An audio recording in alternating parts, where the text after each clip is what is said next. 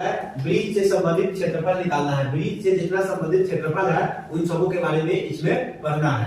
ठीक है, तो प्रश्नावली प्रथम नंबर में प्रश्नावली है कितना है? प्रश्नावली 12.1 है ना। 12.1 प्रश्नावली में तुम लोगों को दो अधिक का जरूरत पड़ेगा, सूत्र का जरूरत पड़ेगा। ठीक है, दोनों सूत्र के बारे में बता देते हैं, दोनों सूत्र के बारे में बता देते हैं। ठीक है, और दोनों सूत्र को बताने के बाद करेंगे क्या? इस चैप्टर में 5 गो सवाल है, एक उदाहरण है, 6 गो सवाल है, 6 को बता देंगे। तुम लोगों को मना करना है प्राप्ति हो। ठीक है, कम से कम एक 10 सवाल बना हुआ होना चाहिए। कई गो? 10। देखो इसमें सूत्र लिखना है। क्या लिखना है? सूत्र लिखना है। इन दो सूत्रों का जरूरत पड़ेगा। एक पड़ेगा क्या चीज? परिधि तो ब्रिज पे परिधि होगा 2 पाई आर। ठीक है, और फिर एक नंबर सूत्र है और 2 नंबर सूत्र तुम लोगों को पड़ेगा ब्रिज की क्षेत्रफल। ठीक है, इसको कहते हैं पाई आर स्क्वायर।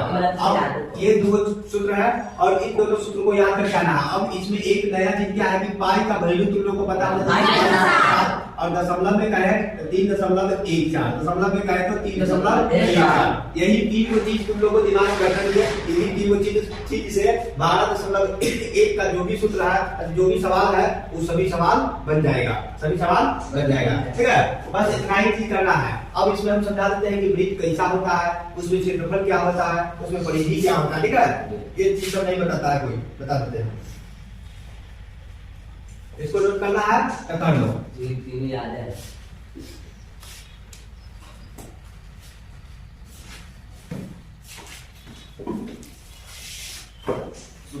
बहुत सुंदर ब्रिज बन जाएगी, बना ना? वो हो गया।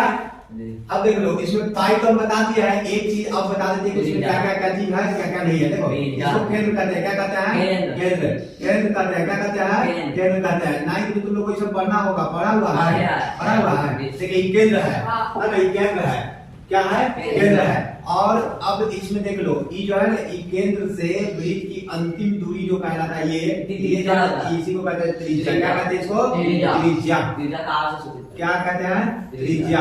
और इसी को कहने का मतलब जो पाई आर लिखा था ना, आर, ये आर यही है, त्रिज्या है। क्या है? त्रिज्या है। क्या है? त्रिज्या है। कभी कभी तुम्हारे सवाल में त्रिज्या नहीं दिया रहेगा, पता है क्या दिया रहेगा? क्या दिया रहेगा पता है? जो है ना, सीधा लाइन जो है, ये मान लो यहाँ से ये तो त्रिज्या होगा, ये भी त्रिज्या होगा, और यहाँ से ये भी त्रिज्या होगा। त्रिज्या होगा कि नहीं होगा? तो ऐसी जब एक कहने का मतलब जो है, एक छोर से दूसरी छोर पर ऐसी रेखा जो केंद्र से होकर गुजरे, जो कहां से गुजरे? केंद्र से होकर गुजरे, तो उसको व्यास कहते हैं। क्या कहते हैं? व्यास कहते हैं। और व्यास को डी से सूचित करते हैं। व्यास को क्या कहते हैं? डी कहते हैं। व्यास को क्या कहते हैं? डी कहते हैं। ठीक है, व्यास को क्या कहते हैं? डी कहते हैं। आया समझ में? ये पूरा यहाँ से यहाँ तक व्यास है, इसका नाम दे देते हैं। ठीक है, बिंदु O है और P, OP क्या है? त्रिज्या है। OP त्रिज्या है। और Q और R क्या है? कितना बोलते हैं? ठीक है। अब ऊपर का नाम है D बटा 2 होगा। देखो यहाँ से इस बिंदु से OR, क्या OR को त्रिज्या कह सकते हैं? OR को क्या त्रिज्या कह सकते हैं? बोल दीजिए। OR को त्रिज्या कह सकते हैं। और OQ को भी त्रिज्या कह सकते हैं। कोई भी रेखा जो केंद्र से ब्रिज के एक छोर तक जाती है, वो सब त्रिज्या कहलाती है। क्या कहलाती है? त्रिज्या कहलाती है। इस बिंदु से एक छोर पर ये जा रहा है, OR, ये त्रिज्या, OQ, ये भी एक त्रिज्या। तो त्रिज्या दो त्रिज्या मिलकर क्या बना? दो त्रिज्या मिलकर क्या बना? डी बना कि नहीं बना? प्लस एक और दो बार होगा कि होगा, और बराबर कहिएगा क्या? डी। क्या कहेगा? डी। कह सकते हैं कि नहीं कह सकते हैं? तो ये होता है r प्लस r कितना हो जाता है? 2r बराबर d। और यदि यही से कहे कि r बराबर बताइए, क्या कहे? r बराबर बताइए, r और d के बीच में गुना कर दी, तो गुना बराबर हो जाएगा तो भाग करोगे, यानी d/2। अब समझ में आया क्या होता है? सो इसलिए पहले बीच में बोलना शुरू करता है, d/2 नहीं होगा, d/2 नहीं होगा, एकदम बोलते जा रहा है। सर आप मुझे d/2 कैसे होता है तब ना? आया समझ में? d/2 क्या होता है? त्रिज्या होता है।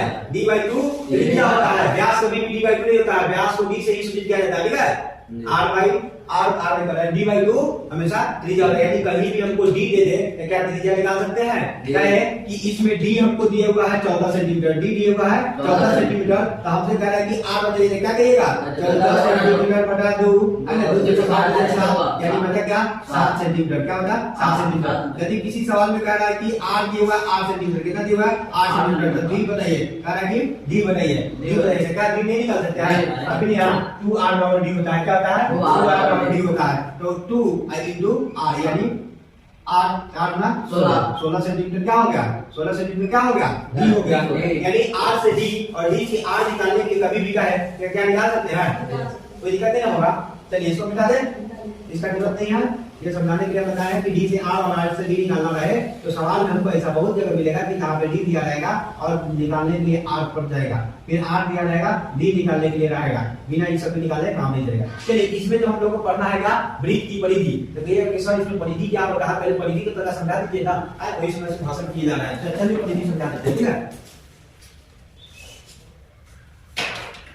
परिधि समझा देते हैं। देखो परिधि क्या होता है, वृत्त के चारों तरफ एक निश्चित बिंदु से चलना शुरू किए, एक निश्चित बिंदु से चलना शुरू किए और वृत्त की एकदम लाइन पकड़े जा रहे हैं जाते जाते जिस बिंदु पर से चलना शुरू किए उस बिंदु पर पहुंच गए, यानी एक चक्कर इस वृत्त पर लगा लिए, एक चक्कर इस वृत्त पर लगा लिए, तो इसी चक्कर को क्या कहते हैं पता है परिधि। एक चक्कर जो लगाते हैं उसी को कहते हैं परिधि, क्या कहते हैं परिधि, यानी ये रस्सी जितना लंबा लगाएंगे इसमें उतना ही लंबा रस्सी जो होता है वही परिधि होता है। यदि ऐसा करें कि जमीन पर चलाना शुरू करें, एक चक्का है, ये चक्का यहाँ से शुरू जमीन में चला हुआ है और इसी को चलाना शुरू करेंगे जाते जाएंगे तो फिर दोबारा टच करेगा कहीं पे, जितना दूरी तक ये चला और उसके बाद दोबारा जिसे टच करेगा तो वो लंबा दूरी होता है, यही इसका परिधि कहलाता है, वही लंबा दूरी इसका परिधि कहलाता है। यानी एक चक्कर किसी चक्का का एक चक्कर यानी वृत्त का एक चक्कर ही परिधि कहलाता है। बात दिमाग में आया, क्या समझ में आया कि परिधि किसको कहते हैं, एक चक्कर को परिधि कहते हैं, एक चक्कर को परिधि कहते हैं। जैसे कहते हैं किसी एक निश्चित बिंदु से दूरी तय करे और फिर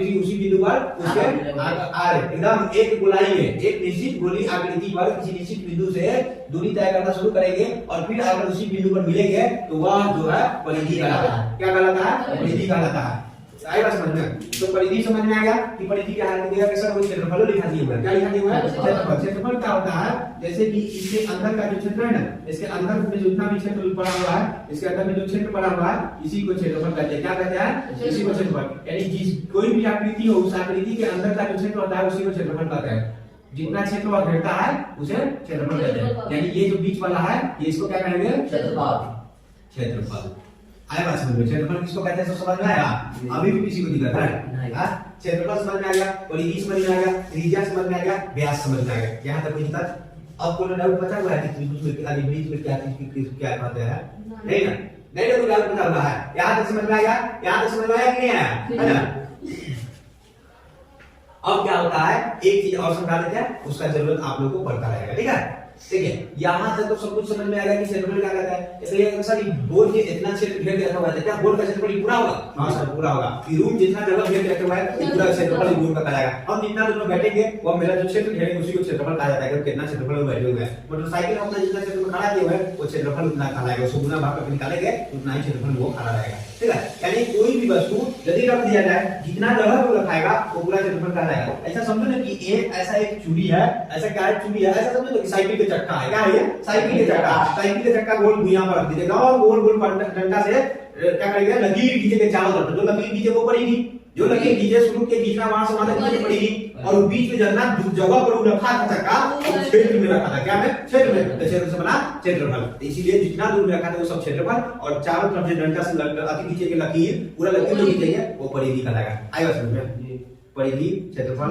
त्रिज्या और व्यास, चारों चीज समझ में है। इसमें वो क्या समझा देते हैं, वो पाई का लक्षण लगे थे, ठीक है। अब देखिए, अब एक चीज आप लोगों को जो पढ़ना है, एक चीज जो आप लोगों को अभी पढ़ना है इसमें आगे चैप्टर 12.2 में आएगा, लेकिन बता देते हैं उसके बारे में। देखिए ये जो था ये वाला लाइन क्या था, ये एक छोर से दूसरा छोर पर जा रहा था, लेकिन कहां से जा रहा था, केंद्र होते हुए जा रहा था, केंद्र होते हुए जा रहा था। क्या यहाँ से भी यहाँ छोर पर जा सकते कि नहीं जा सकता है, क्या यहाँ से यहाँ छोर पर जा सकता है कि नहीं जा सकता है, क्या एक छोर से एक छोर पर जा सकता है कि नहीं जा सकता है, जा सकता है। कोनो छोर से कोनो छोर पर जा सकता है बिना केंद्र के होते हुए, इसको क्या कहते हैं, इसको चाप कहते हैं। और जो ये बनाए थे ये इसको जीवा कहते हैं, जीवा क्या कहते हैं, जीवा।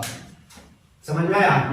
क्या बोले हैं कि यदि कोई बिंदु एक बिंदु से दूसरे बिंदु पर बीच में खींचा है बट वह जो है ना केंद्र से होकर नहीं जाए तो उसको जीवा कहेंगे। क्या कहेंगे? जीवा कहेंगे। लेकिन जैसे ही ये जो हम एक बिंदु से दूसरे बिंदु खींचे और इस जो बीच का जो छोटा क्षेत्रफल क्षेत्र के ओ को करके परिधि बचा हुआ है, परिधि, इस परिधि को चाप या चापखंड कहेंगे। और इस बीच में जो खंड बचता है इसको लघु वृत्तखंड, त्रिज्या खंड नहीं, लघु वृत्तखंड, ठीक है, लघु वृत्तखंड। और जो बड़का बच जाता है दीर्घ वृत्तखंड नहीं लिखा रहता है लघु उत्तरीय प्रश्न, दीर्घ उत्तरीय प्रश्न। लघु उत्तरीय का मतलब एक छोटा नंबर वाला, एक नंबर, दो नंबर वाला, दीर्घ उत्तरीय का मतलब 5 नंबर वाला। तो बड़का खंड वृत्त, दीर्घ वृत्तखंड, छोटा खंड तो लघु वृत्तखंड, लघु वृत्तखंड और दीर्घ वृत्तखंड। और त्रिज्यी खंड जो होता है ना वो चीज अलग चीज होता है।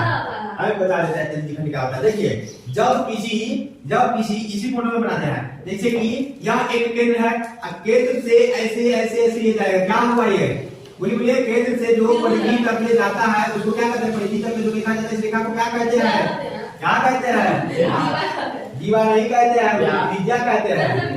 त्रिज्या का अभी नहीं बताया है कि एक बिंदु से किसी एक परिधि तक जो जाएगा रेखा उसको त्रिज्या कहते हैं। अभी बताया है क्या कहते हैं? त्रिज्या कहते हैं।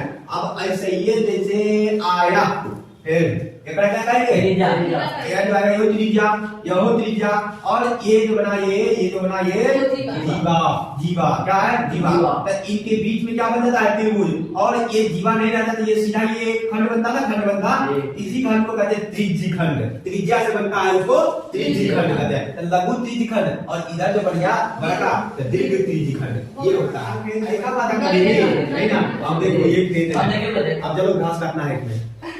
घास काटेंगे तो घास काटी में काटेंगे, परिधि में कि क्षेत्रमिति में? क्षेत्रफल में घास काटेंगे। आज यदि बैल चढ़ाएंगे तो कहाँ चढ़ाएंगे? क्षेत्रफल में, परिधि में? क्षेत्रफल में। अब कोई बैल जो एक बार नाचेगा उस पर घूम के पूरा तो घूमेगा तो क्या होगा? परिधि। आया बात समझ में?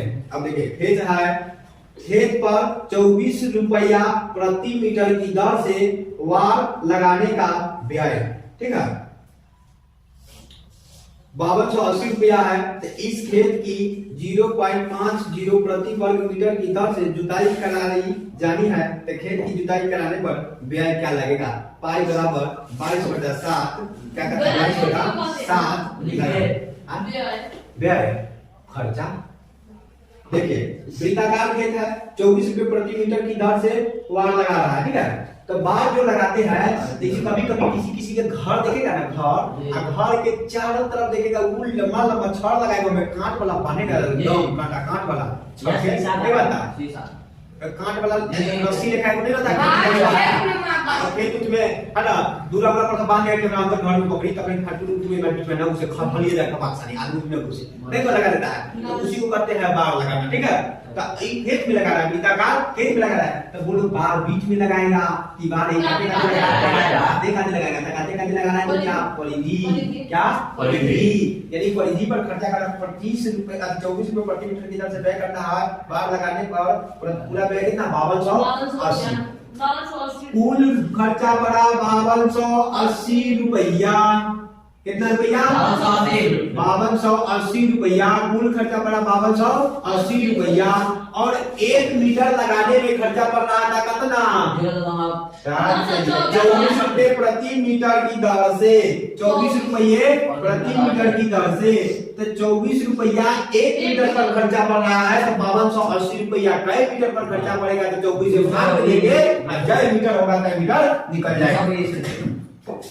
24 गुना 48, 24 गुना 48, 52 में 48 लगेगा, 52 से 48 घटेगा तो 4, तो 4 बना 48 में हो जाएगा, 24 गुना 48 0, यानी इसका मतलब कि इसका जो परिधि है वो 220 मीटर है। क्या है?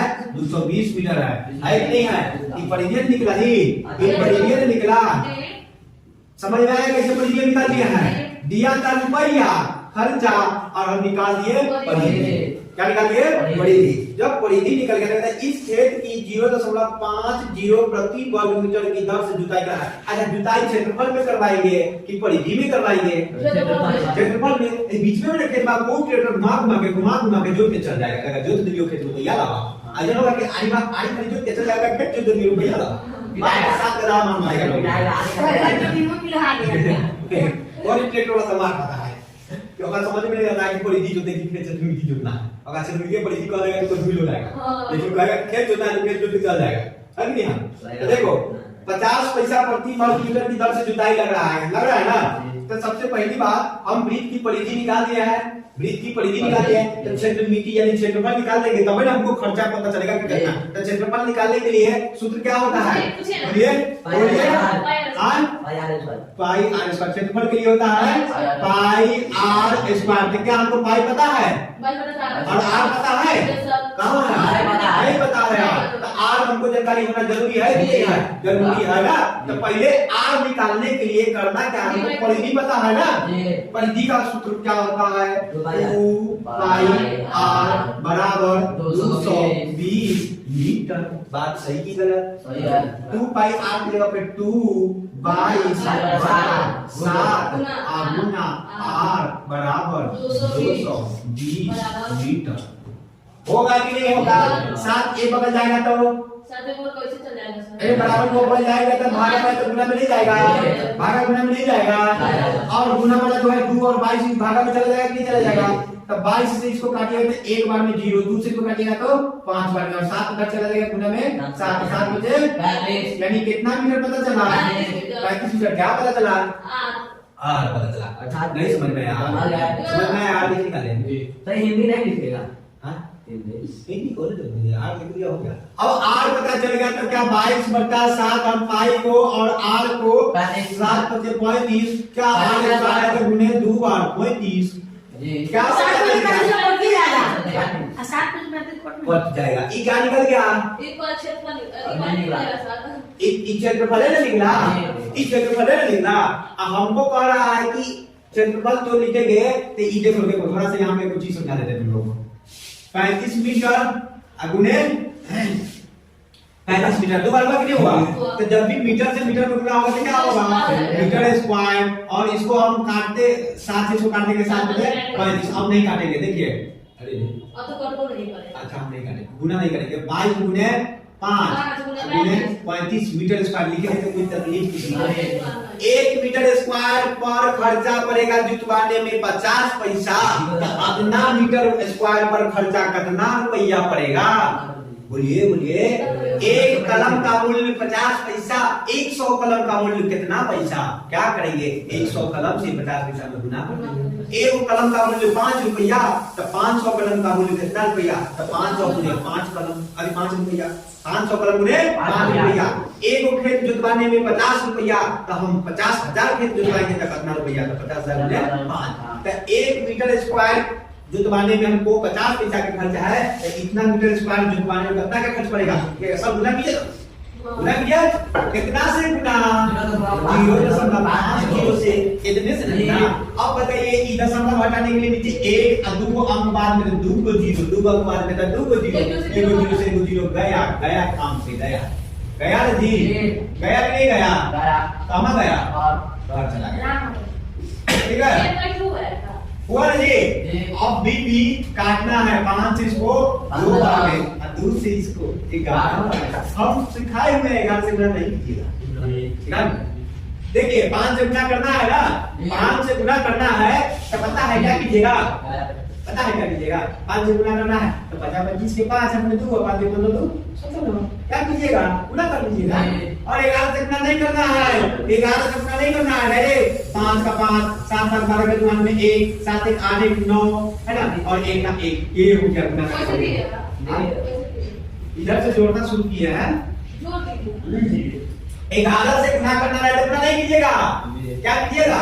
5 का 5 7 5 12 का दुकान में 1। अब 1 को इधर छोड़ इधर में रखिए, 7 1 8 हाथ में 1 का तो 9 हो गया। अब 1 को कुछ जुड़ना नहीं है तो 1 का 1 लिख लिए, शुरू का 5 5 लिख लिए। एक बाद इधर से गुना जोड़ते चलेंगे, इधर से गुना छोड़ते चलेंगे। 7 वाले दुकान में 1, अब इधर से कम थोड़ी इधर बढ़े 7 1 8 हाथ में 1 का 9 और 1 का 1 हो गया। गुना करके देखिए कितने आएगा? तो 11 से गुना करना रहेगा, गुना नहीं करेंगे। वाह वाह वाह वाह करेंगे। ठीक है आया समझ हो गया? तो ये हो गया। अगले रुपया हमको इस खेत को जुतवाने में खर्चा पड़ेगा। तुम लोग पता